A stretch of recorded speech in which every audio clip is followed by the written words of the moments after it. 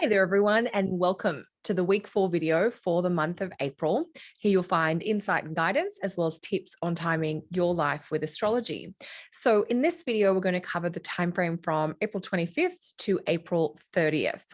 This is a pretty exciting week. I know it's happening at the tail end of the month, but this week's themes include hope, healing, and forgiveness. We're also going to see Mercury move into Gemini. That's happening on the 29th of the month. And then at the very end of the week, which is also the tail end of the month, we have this striking new moon eclipse in the sign of Taurus, as well as that much longed for meeting between Venus and Jupiter in Pisces. This eclipse is a new moon eclipse, so it's a solar eclipse happening at a new moon.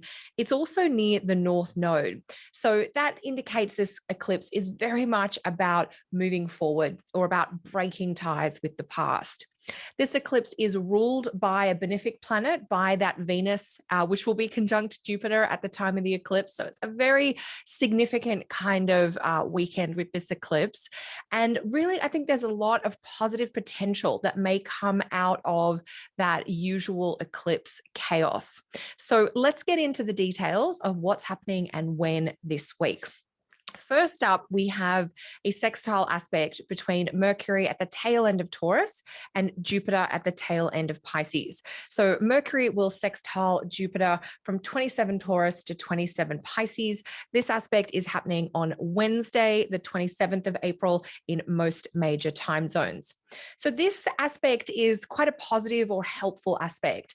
I think generally speaking, this is a good day for documents or decisions, just based on this Mercury sextile Jupiter aspect. It's an aspect that feels full of hope, and your conversations might make you feel better about life. You might be having discussions where you're sort of confidently expressing your plans or the dreams that you want to pursue, study or writing goals that you have.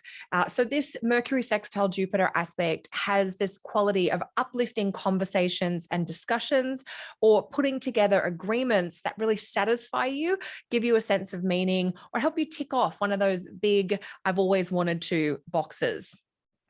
Mercury sextile Jupiter is an aspect that also supports learning of all kinds. So this could be learning in a setting where you're the student taking in the knowledge, or you could be the teacher sharing the wisdom and experience or the knowledge that you have.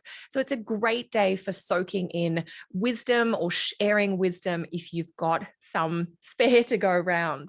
So it's a pretty positive aspect, I think, to kick off the astrological energy of this final week of April.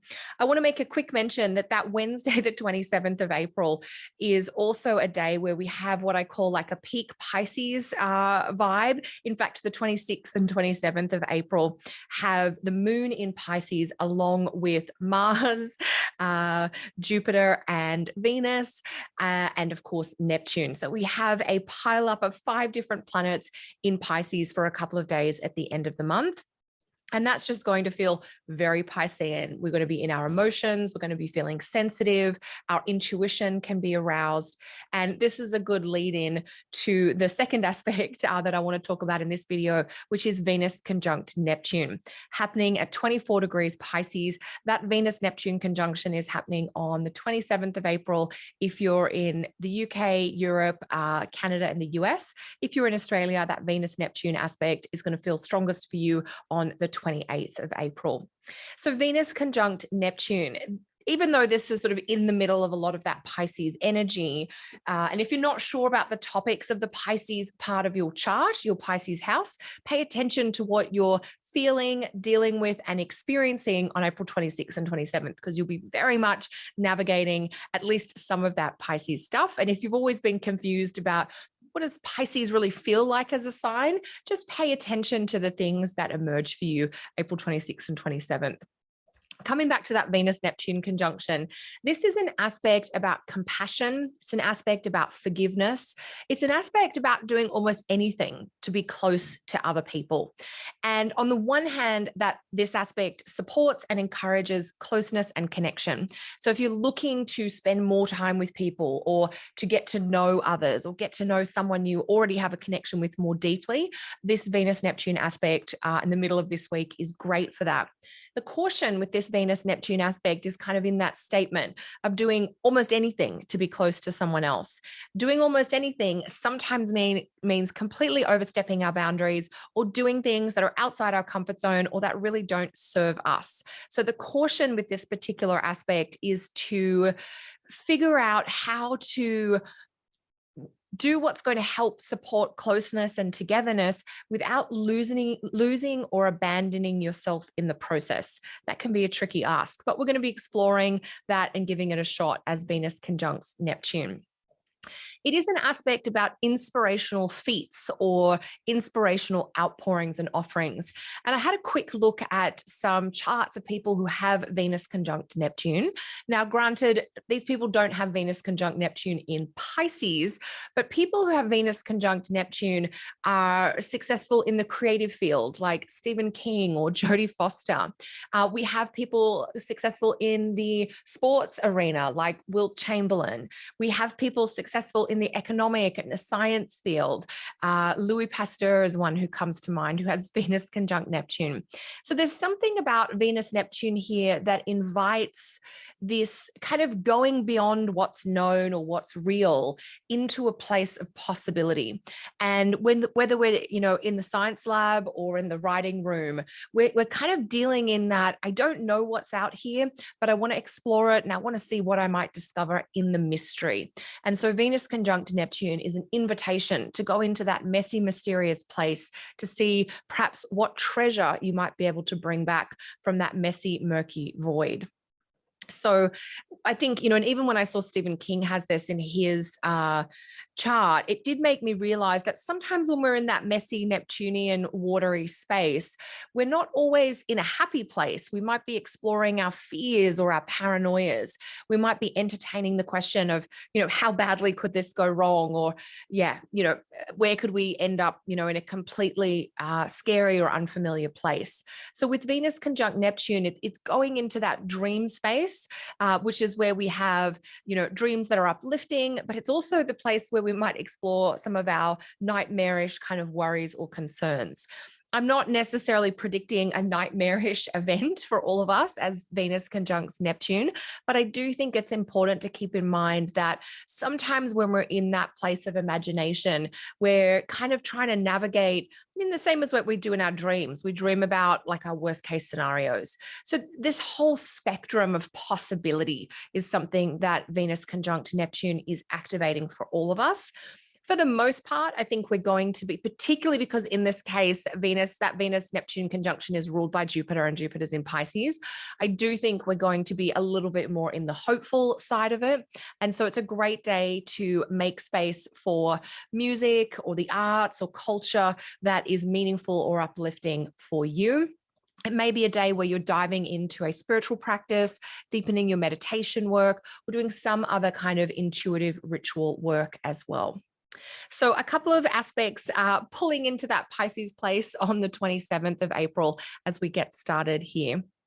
The last few days of April are really busy, so it's definitely a month that is in some ways perhaps saving the best for last. Next aspect to share is Mercury trine Pluto. This is happening on Thursday, the 28th of April, from 28 degrees Taurus to 28 degrees of Capricorn. Now, Mercury has just gone into its shadow when it makes this aspect to Pluto. So a technical note to keep in mind is that Mercury will make a series of 3 trine aspects to Pluto over the next couple of months. And so this is the first in a sequence of 3. So it's not so much a standalone aspect in the typical way, but this aspect kicks off a process that we will revisit in late May and then again in early June. So the second and third activations of Mercury trine Pluto are late May and early June. Same degrees, 28 Taurus to 28 Capricorn. So Mercury trine Pluto. This is almost like allowing yourself to get obsessed about something. It's almost like you're happy to spend time exploring or learning about this topic that has piqued your curiosity or an area that has captured your attention and your interest. Almost as though you're willingly spending time studying or examining a subject or a situation that you just want to figure out more. Mercury trine Pluto like this is really trying, it's about problem solving or about trying to figure something out, to understand more about a situation or an event that's going on or something that you've been dealing with, trying to dig into the roots of that, where it's come from, how it came to be, and that'll help you navigate the situation itself. So you might be obsessed with going deeper. You might be obsessed with problem solving. You might be obsessed with figuring out a solution for a current conundrum. Perhaps you're focused on how to manage your time or your money better. I noticed that Mercury in Taurus, Pluto in Capricorn, they're both in earth signs. So we're going to be dealing with the realm of matter. So money, our possessions, you might be reflecting on consumption and how much you buy or how little you buy, those types of things. It could also be something as practical as trying to figure out an at-home recycling project or something to do with composting. There might be a garden conundrum that's on your mind. So all of those sort of earthy topics, managing, your connection to nature, your garden, if you have one, composting, food waste, recycling, consumables, how are you managing the stuff that is coming into and out of your home or your living space? So I think they're appropriate topics for Mercury trine Pluto. There may be others that are specific to your birth chart. You could think about the topics of your Taurus house and the topics of the Pluto part of your chart and how you may be kind of learning or deepening your understanding about how those areas of your life can work together. Pluto at the time of this aspect is just about to station retrograde, because that is our very next astrological event happening on Friday, the 29th of April. Pluto stationing retrograde at 28 degrees of Capricorn. So when Mercury makes that trine to Pluto, Pluto is in station, which can be an intensification of that planet's energy. So Pluto in Capricorn still has some messages to share, some revelations to bring forward. And I think there is this sense of uncovering a secret or a solution as Mercury trines Pluto Thursday. And then Friday, we have Pluto station retrograde. Now, that station retrograde in Capricorn has a couple of technical reasons that it's important. I don't know that it will hugely impact this last few days of April, because outer planet stations tend to be most relevant if you have planets at that degree. So if you have any planets or angles in your birth chart around that 28-degree marker of the cardinal signs, so 28 degrees of Aries, of Cancer, of Libra, or Capricorn, this might be a little bit more meaningful for you. What is technically important about this is this is the last time that Pluto will station retrograde in the sign of Capricorn. As we go forward over the next couple of years, Pluto is moving into Aquarius, where it will station retrograde and then coming back into Capricorn. So Pluto will station direct over the next couple of years in Capricorn, but it won't be stationing retrograde here. So it's a very technical piece of difference there. And again, I think that's most relevant if you've got planets at this very latter part of Capricorn or any of the other cardinal signs. If you do, this is likely to be a station that brings up intensity, that highlights those themes around power dynamics that you're navigating, that's helping you see where you don't have the kind of power or influence that you would like in certain situations with people or in relationships, and some of the changes that you're going to be fighting for to get that more equal balance of power. So that is the Pluto station retrograde. For those of you who do have planets at 28 degrees of the cardinal signs, this may be an invitation to peel back another layer, to go a little deeper with the topics that you've been working with over the last couple of months, as Pluto has been sitting at 28 Capricorn. Keep in mind, Pluto will be at 28 Capricorn until about the middle of June. So the station retrograde is kind of a change in tone, but experientially, the fact that Pluto will remain at 28 Capricorn till mid-June, for some of you, it's just going to feel like there is sort of this ongoing Plutonian process that you're navigating. So that brings us now to perhaps a slightly lighter piece of astrological information, which is that Mercury is moving into the sign of Gemini. Mercury on the same day, April 29th. So I may not have given you that info. April 29th, Friday, is Pluto station retrograde at 28 Capricorn, unless you're in Australia, where Pluto station retrograde is going to hit on the 30th. Same with Mercury moving into Gemini. That's happening on the 29th, unless you're in Australia, and that'll be happening on the 30th. So Mercury moving into Gemini is usually great cause for celebration because Mercury is coming into one of its home signs.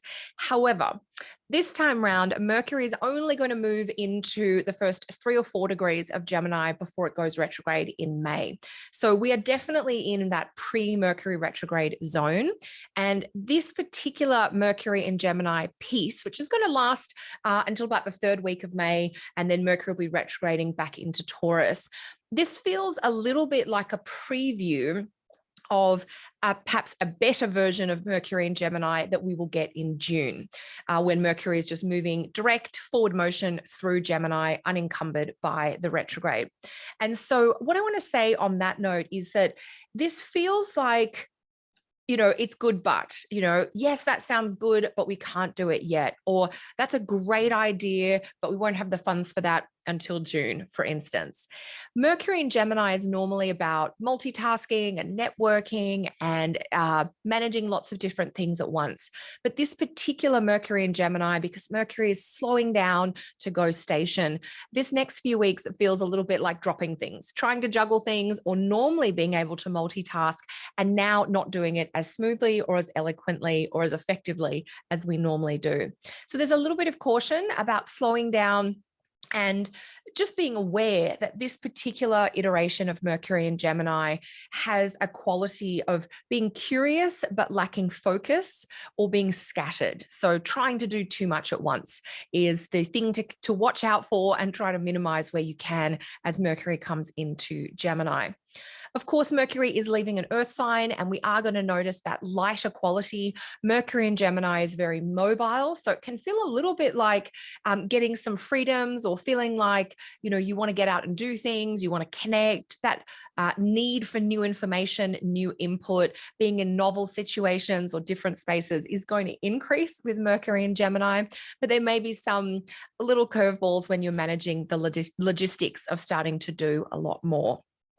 So that's something to keep in mind, that, you're discovering things, you're getting curious about things, but it probably won't be until June that we really get settled in those topics or ideas or interests that start to emerge. Well, it's the last couple of days of April, so it's really going to be those first couple of weeks of May as Mercury goes through Gemini. So definitely a welcome change, but comes with a little bit of a catch until June, when we get Mercury after the retrograde in Gemini, which is going to feel a lot more like that classically, sophisticated multitasker that Mercury in Gemini can be. So that now brings us to the real sparkling end of the astrology for this video, and certainly for April. We're now turning our attention to April 30th, and there are 2 significant but linked or interconnected astrological events to share with you. First up, we have the new moon eclipse at 10 degrees Taurus. That's happening on Saturday, April 30th. Unless you're in Australia, that's happening on May 1st. Same with Venus conjunct Jupiter. That's happening at 27 degrees Pisces on Saturday the 30th, unless you're in Australia, and that is coming through on May 1st for those of my friends and family and the members who are in the Southern Hemisphere. So I'm going to talk about the new moon eclipse first, and then as we do that, that'll naturally bring us to talking about Venus conjunct Jupiter. So this new moon, it is an eclipse. The nodes are, well, the new moon, 10 degrees of Taurus, is only 12 degrees away from the North Node, which is now at 22 Taurus. So anytime we have a new or a full moon within 18 degrees of the nodes, we're going to have an eclipse. As far as eclipses go, I kind of like this one. You're going to hear a lot from a lot of different astrologers about this eclipse. And this is just my 2 cents. I don't think it's an eclipse to be scared of. I think it's an eclipse where we could welcome the changes that it might prompt or instigate. And my reasons for that are few. There's a few of them. So first off, it's a new moon eclipse, a solar eclipse, and it's near the North Node. So it's definitely one of those eclipses that is looking to the future, that is ready to help you cut ties from the past, or get out of something or away from someone that is really difficult or draining or depleting. So this eclipse activates that hunger or that desire to drive forward, to push into new territory. So I think I am aware I have a personal bias that I love newness. I love trying different things. And so this eclipse, perhaps I have a personal preference for it because it really indicates that. If you really don't like new and different things, then yes, you may not like this eclipse as much as I do. But really, my biggest reasoning for thinking this eclipse has some fairly useful, helpful, productive outcomes to offer is that it is an eclipse ruled by a benefic planet, Venus, and that at the time of this eclipse, Venus is very, very strongly placed, exalted in Pisces and conjunct Jupiter. So that adds gravitas to this eclipse. This eclipse feels like it is a pivotal point in events or circumstances that will have a more far-reaching impact on our lives individually. So the circumstances that you're navigating personally, but also on events collectively. So let's say a little bit more. It is an eclipse. So we're going to see some of that topsy-turvy, chaotic quality. Eclipses represent a break in the normal pattern of things. And it's very common for your normal routines and rhythms to be disrupted or interrupted when we're in our eclipse season. So things are, and it's not all going to happen at the last minute spontaneously, but it is likely to be a time where, maybe you normally go for a certain type of workout or healing session or walk, and things just aren't available. Maybe there's construction on your walking path, or your healer or your therapist is on their own break for a couple of weeks. So sometimes it's kind of very acceptable or normal reasons, but it means you're doing things in a way that you wouldn't normally do. So that's something to keep in mind.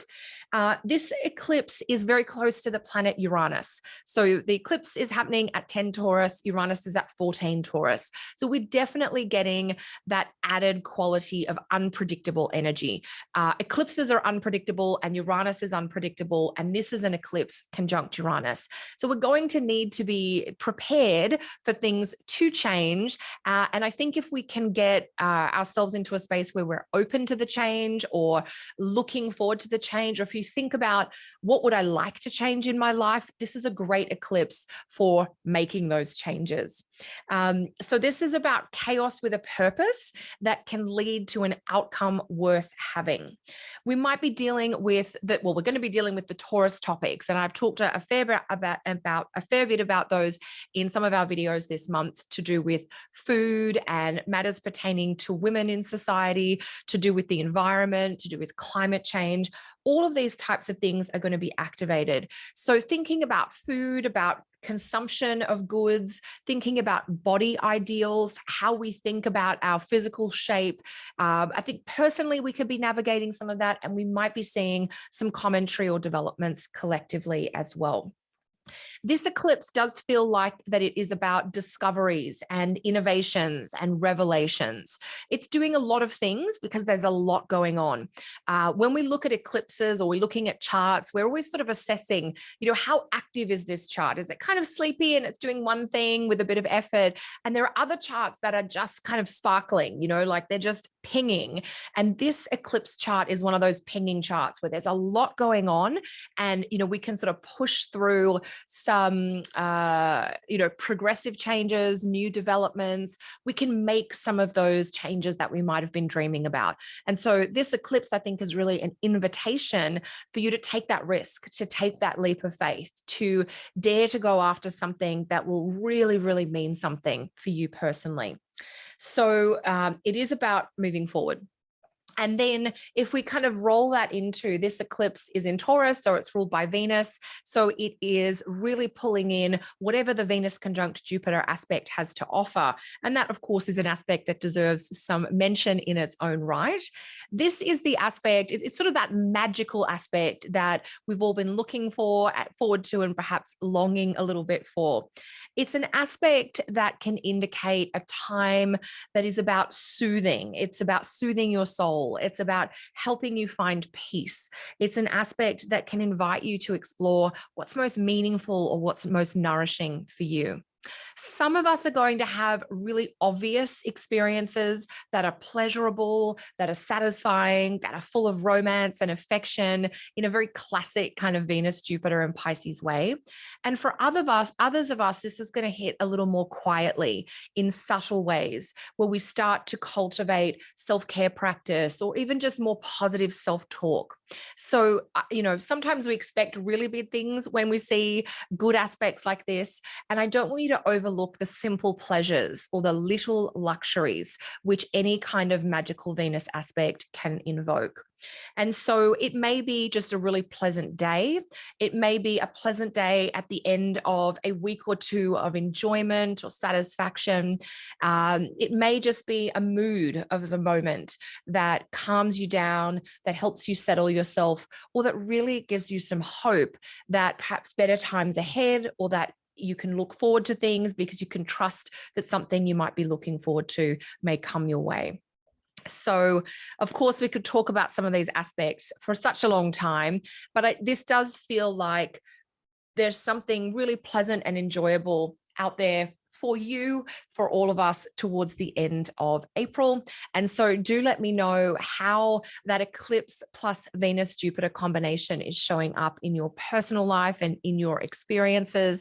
Some of you are going to have great encounters with friends or family. Some of you are going to have deeply spiritual or very moving kind of internal reflections and insights that may not involve other people. It is going to depend a fair amount on the Taurus topics in your personal chart. So think about the house of Taurus for you, and think about the house where you have the sign of Pisces. So the topics of your Pisces house and your Taurus house are really working together, and you may be able to find new harmony, new enjoyment as those two areas of life kind of come together. Okay, let's take a look at all this juicy late April astrology in the chart wheel. So we're starting this end of April period. We're going to come forward to the 27th. So you can see as soon as even late on the 25th, the moon comes into the sign of Pisces. So all through the 26th and for a good part of the 27th of April, we've got the moon in Pisces. So you can sort of see that visual as we're looking at it in the chart. It's just down the bottom here. There's our 5 planets in Pisces. So very, very sort of Pisces themes towards the end of April. So normally we just do lots of Pisces in late February and March, but we're getting this sort of extra Piscean theme now that Mars and Jupiter and Venus and the moon for a couple of days join up here. The aspects that we want to focus on here, Mercury sextile Jupiter. I do think this is a fairly positive aspect.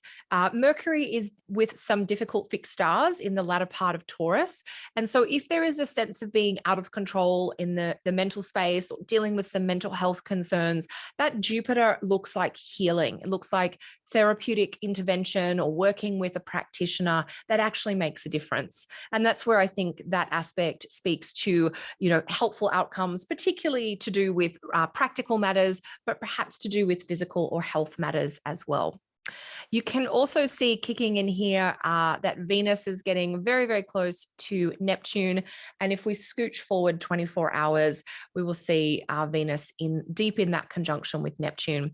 So there's something restful, there's something soothing. There's also something about, maybe not being in the real world, being in a creative space or a productive space or a place of discovery. But we're not really, clocking in and out at particular times with all of that strong Pisces energy. So giving yourself some flexibility, being fluid kind of with your day based on the mood, I think is going to be really important with Venus, Neptune there. Next up is that Mercury trine Pluto aspect. That's the first of what will be a sequence of 3. Second aspect, late May, third aspect, early June.